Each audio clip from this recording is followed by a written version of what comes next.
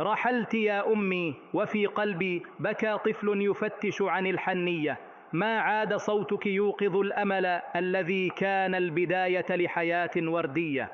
وإذا فرحت رأيت فيك سعادة كالغيم يمطر فرحة مرضية. تقولين لي العلم زادك والعمل كرامتك، صوتك بقلبي كأنه آية قرآنية.